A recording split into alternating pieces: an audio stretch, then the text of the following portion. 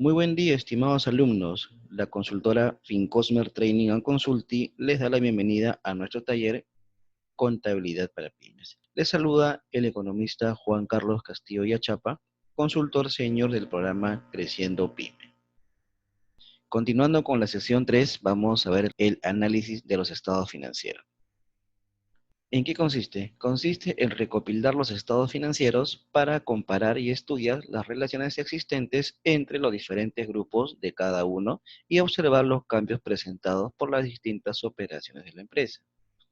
La interpretación de los datos obtenidos permite a la gerencia medir el progreso comparando los resultados alcanzados con las operaciones planeadas y los controles aplicados.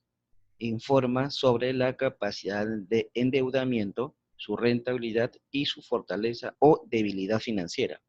Esto facilita el análisis de la situación económica de la empresa para la toma de decisiones.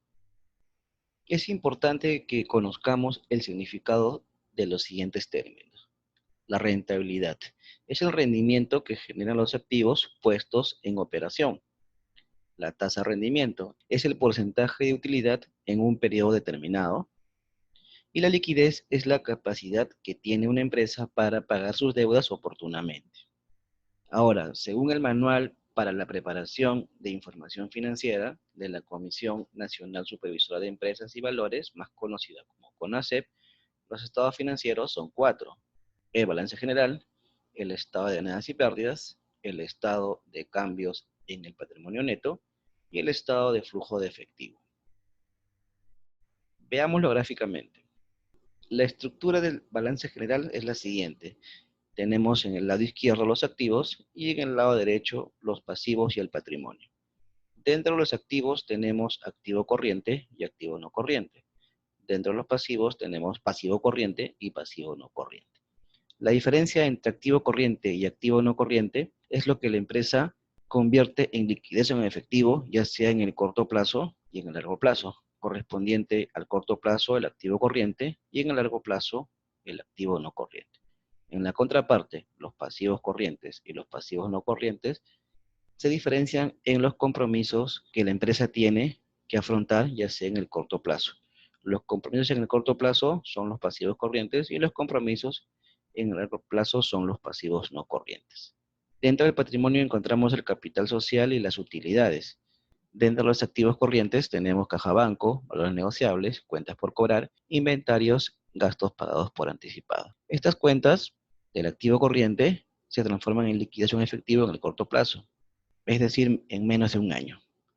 También tenemos los activos no corrientes, como las inversiones en valores, los activos fijos, como terrenos, edificios, maquinaria, equipo, muebles y enseres y vehículos, y los intangibles, como patentes y las marcas. Los activos no corrientes tardan en el largo plazo en transformarse en efectivo o en liquidez en el periodo de mayor a un año, ¿no?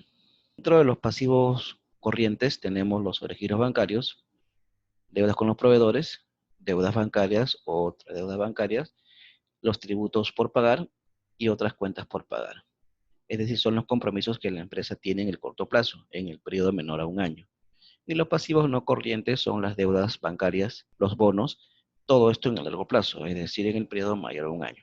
Dentro del capital social podemos encontrar el capital social, que es el aporte de los dueños, el capital adicional, que es el aporte de repente de un socio que se va a disimular el negocio, reserva de capital, capital preferente y las utilidades retenidas.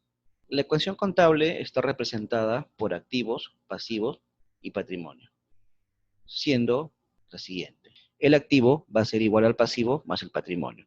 El pasivo va a ser igual al activo menos el patrimonio y el patrimonio va a ser igual al activo menos el pasivo. En lo que respecta al estado de resultados, tiene la siguiente gráfica o estructura.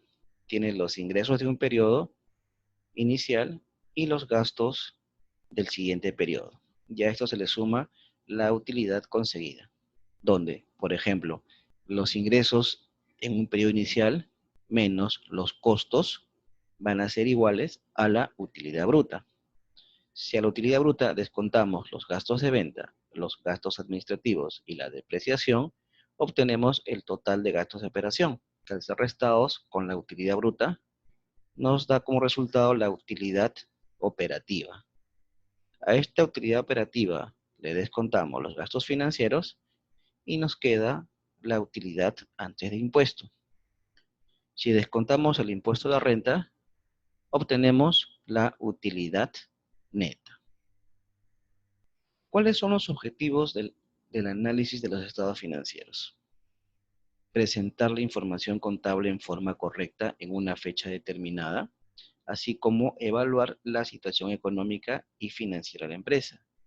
Informar, definir y evaluar adecuadamente cada uno de los elementos conformantes de los estados financieros, definir el objetivo de una organización y precisar el tamaño y evolución de su capital. Evaluar el desempeño anterior, la condición actual y proyectar las potencialidades futuras de los negocios. Ahora veamos quiénes son las partes interesadas. Tenemos a la gerencia para la toma de decisiones, los accionistas para ver en qué estado se encuentra la empresa, los trabajadores para ver si la empresa tiene un rendimiento a escala, los proveedores para ver si esta empresa es confiable de dar un crédito, los bancos para ver si esta empresa es sujeta a financiamiento y los inversionistas, ¿no? Para ver la oportunidad de invertir.